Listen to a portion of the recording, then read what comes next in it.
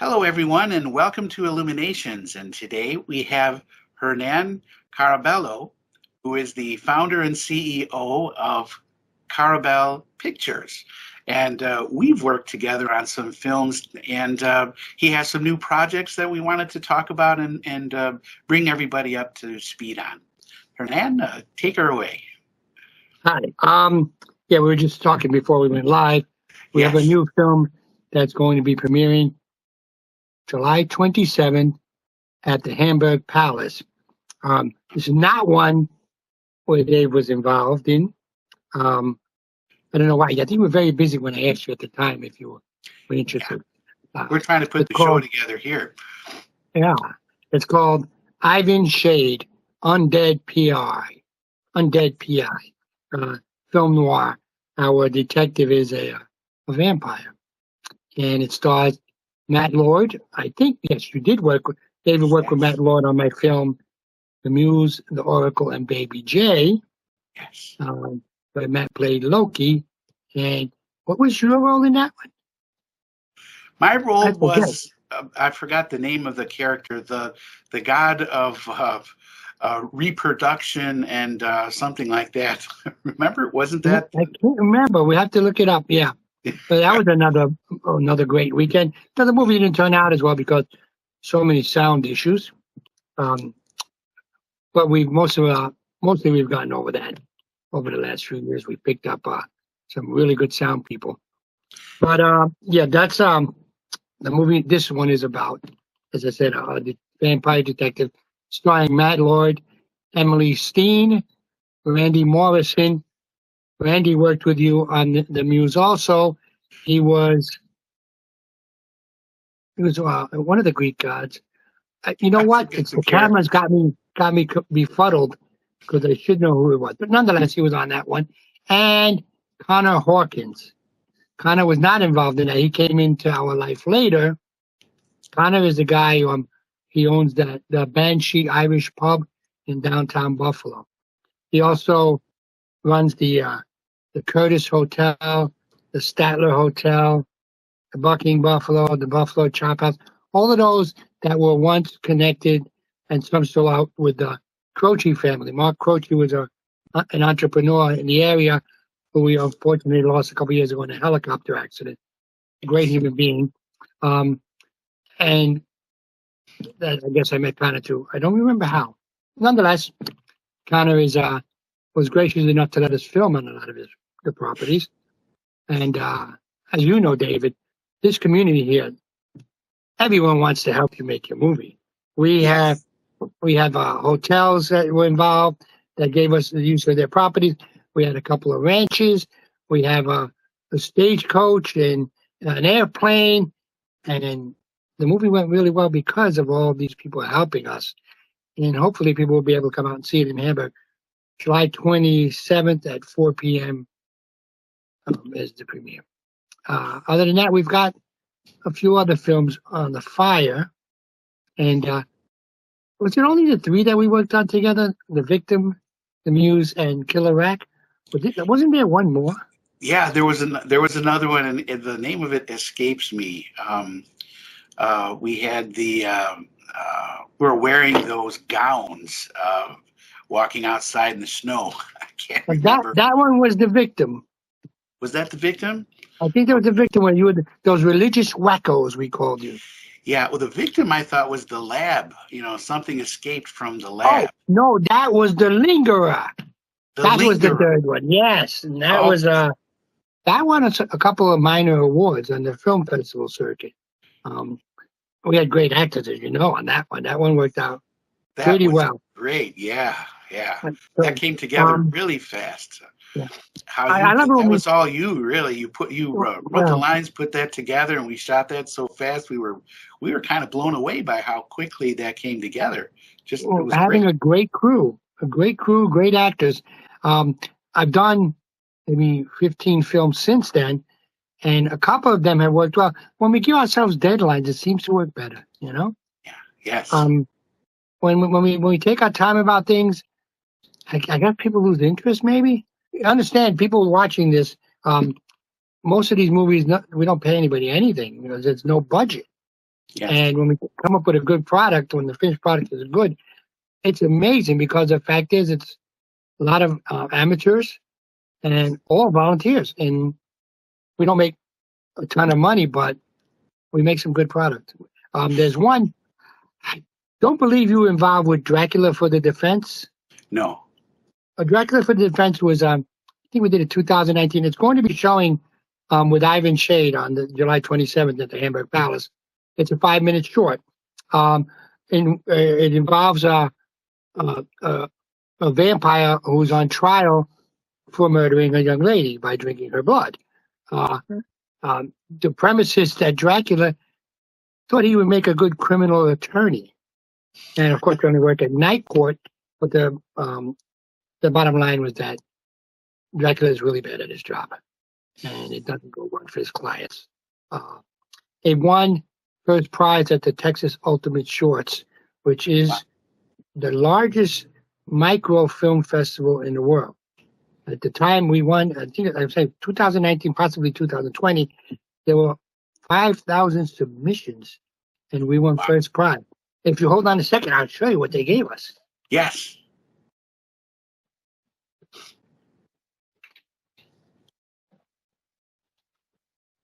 We got this nice little certificate.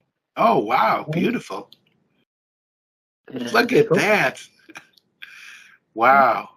Pretty cool, right? Very and cool. This was thanks to our great community here. Dean Paleo, who plays the judge, and you've worked with Dean with me as well. He plays a judge in that film. At the time, he was the town prosecutor in the town of Elma, New York. Yes. And he was able to get us the courtroom to use. So that worked out really well. Our stars were Vijay Patel. He played the defendant. Vijay Patel used to own the dollar store in the Main Place Mall. From what I understand, the mall may be shut down now. I haven't spoken to DJ in a little while. But he owned the dollar store there. And his family owns a motel somewhere on Transit. And he took him and his wife and 3 daughters took the time to do this film. And Dave, you would be shocked. It's a 5-minute film, right? We shot it in 3 hours at the courthouse. Wow. And we had it finished, edited, printed, and everything the next day. But Friday night we shot it. We expected it to take a few days. It was fantastic. Dracula, it was incredible. You're going to like it when you get to see it. I'm going to send it to you, the link afterwards, okay? Thank you. We had Scott Emmerling, one of my own partners. But your subscribers, I'm a retired police officer. One of my old partners, Scott Emmerling, plays Dracula, which he does in 3 of my movies, maybe 4. I do a few vampire movies. And Scott plays Dracula, and Jenna Pilecki and Vijay and his family are the vampires in the crowd. Oh, I think one of the reasons this one was because of the diversity. It wasn't intended, but Vijay and his family are all from India, or at least their ancestors were, their preceding, how do you say, were from India. And their skin is even darker than mine. And Jenna Pilecki is a beautiful, blonde-haired, snow white skinned Polish girl from Cheektowaga, from Lancaster. And they're all sitting together. They're all vampires. And it's like, which one does not belong in this group? It's hilarious. And then on the other side, we have all the humans and the reporters and the jury. The foreman of the jury is Mark Dunford, who unfortunately, when he was in the military, was involved in an accident that left him in a wheelchair. So, and it wasn't intended, but when I got the feedback from the film festivals, it's great. You have a disabled person and all of these this diversity in your film. The prosecutor and the ADA are both young ladies that we've worked with. In fact, you worked with both of them. Colleen Daly played. It wasn't Cupid. Cupid was a dude. It wasn't Erado. Maybe she was Athena in the Muse. And Heather McFadden played Thor's wife. Oh, Remember yes. when she said, "What are you looking at? What would you know about Pandora?" Because Dora was looking at Pandora, who we used to date, and they were fantastic. The film, as I said, the film, everything was in 1 or 2 takes. Boom, boom, boom, we knocked it right out. And it's one of, well, as I said, it'll be shown in Hamburg when I'm done with this. When we're done with this podcast here, I will send you the link. Thank you. I think it was great. You know, we're showing 2 other films with that. Whose Soul Is It Anyway? About a 400-year-old vampire who falls in love with a human. And what's the other one? Internet Dating Sucks, which might sound like foul language, but not really. What it refers to is sucks. Yes, the vampire. Well, these are all comedies that you're making. People have to understand they're comedies, and some are short, some are full feature films, and they're a lot of fun to make with you. The Ivan Shade is not really a comedy. It's more of a love story, detective film noir. We actually shot it in black and white as well. And I think that worked out pretty well. But for the most part, you've done enough. But yeah, most of the films are comedy. Most of the one we did, there was a vampire one we did a few years ago. There was a movie about a little girl vampire called Let the Right One In. It was a Scandinavian movie. And then Hollywood redid it, Let Me In. It was about, she was maybe a 10-year-old vampire forever. And a few of us were talking about that movie one day. Actually, it wasn't even about that movie. It might have been. And one of the attorneys that we worked with, said, "I got a great idea for a really scary movie about we should do attorneys." And I thought it was ridiculous for about 10 seconds, and it hit me.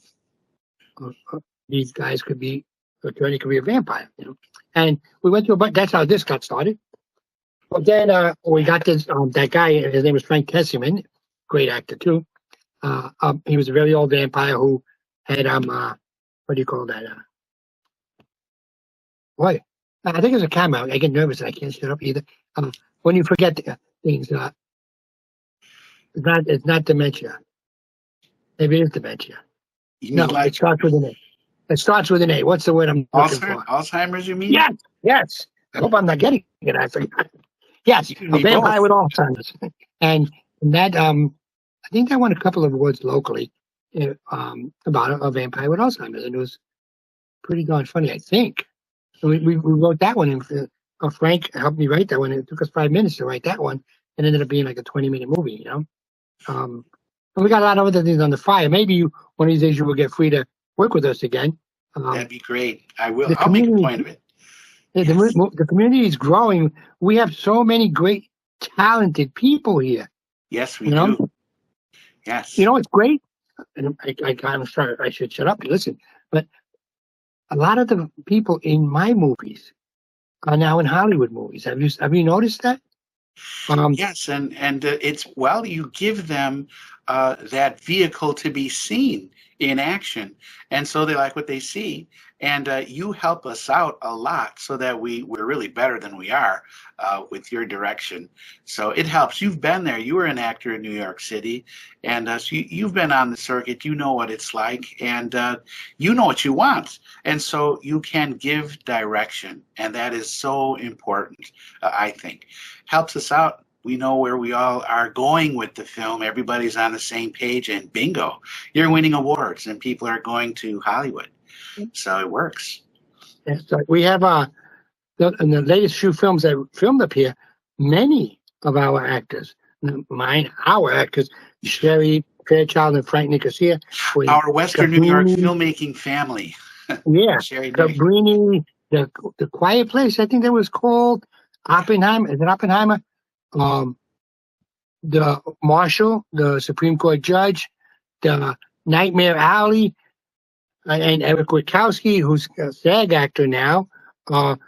Ashley Serbacki, I don't know if you got to work with her either. She's wonderful. She was 14 when she started, and we did a movie about the troubles in Turkey, and she played a Turkish young lady, and now she's on those romantic channels. What do you call them? The Hallmark channels. Oh, she's yes. In a couple. Yeah, she's in a few of those, and she was in Cabrini and all those too. And Wow. it's wonderful. It's really great that we're growing, you know? So Yes. Well, you're very helpful, and it's fun to work with you. You know, you're like a family member. We're all a big family together, but it's a family affair for us here. It's not one of these uptight, really nerve-wracking business affair kind of things where you're out, you know, so fast.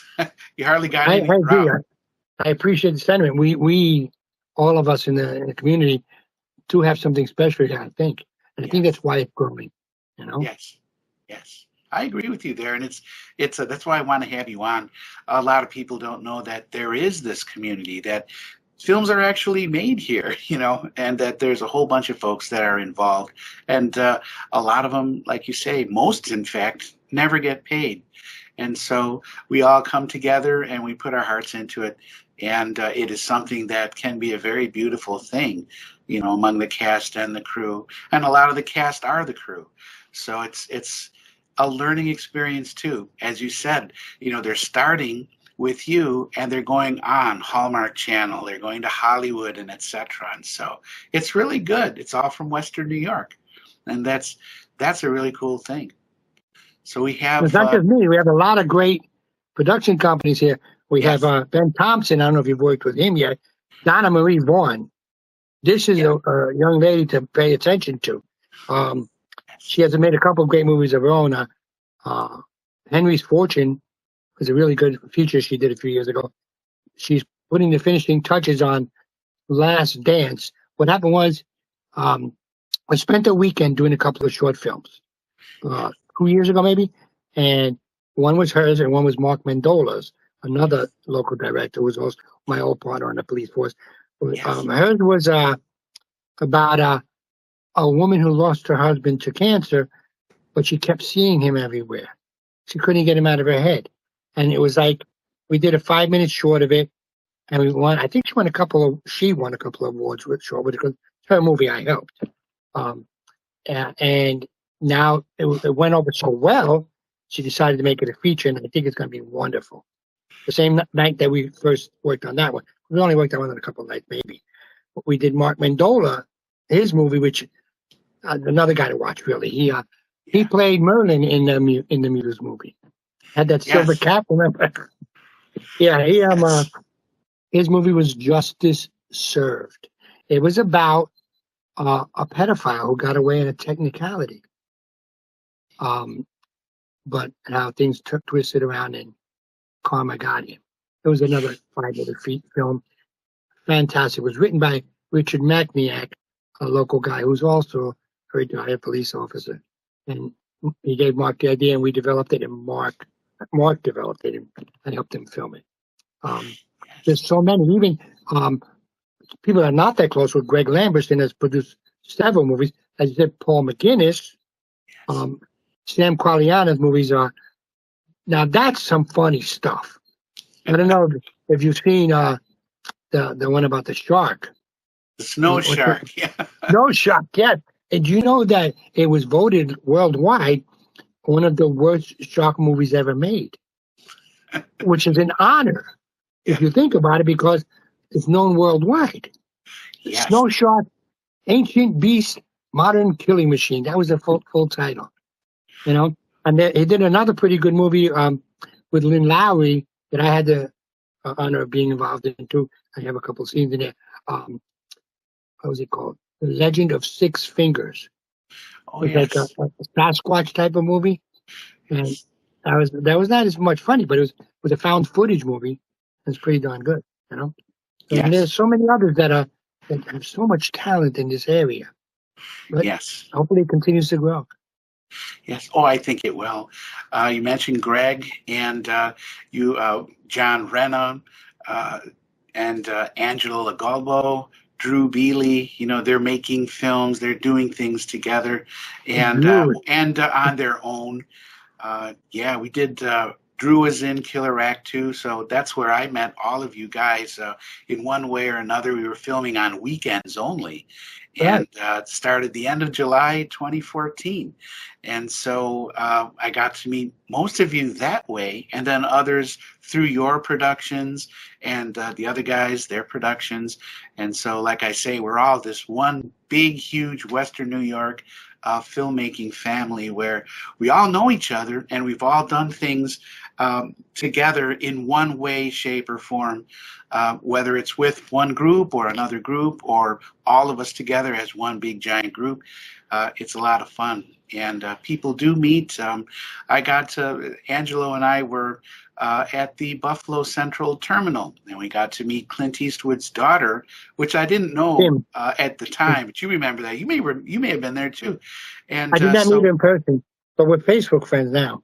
Yeah, yes, and so she was there, and so and then of course the following season, her dad was in Buffalo, and he had a flat tire, and someone helped change the tire, and so he was remarking how neighborly, how friendly people in Buffalo are to perfect strangers.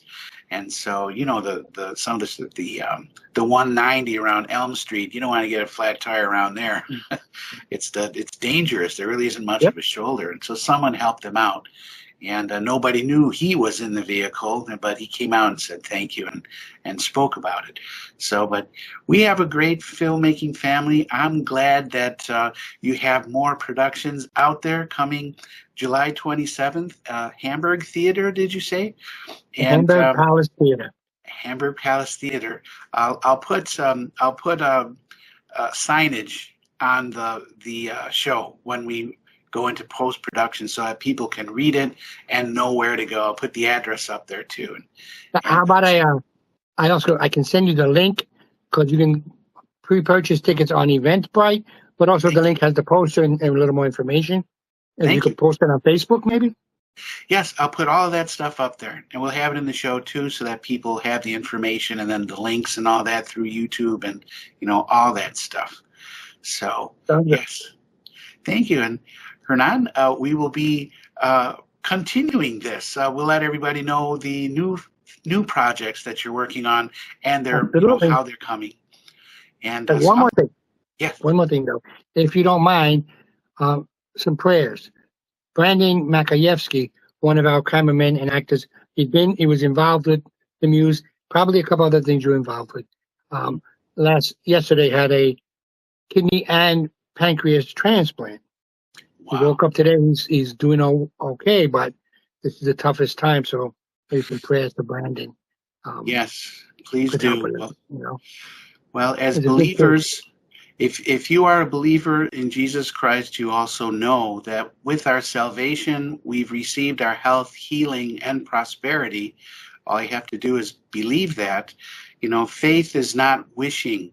It's doubtless expectation.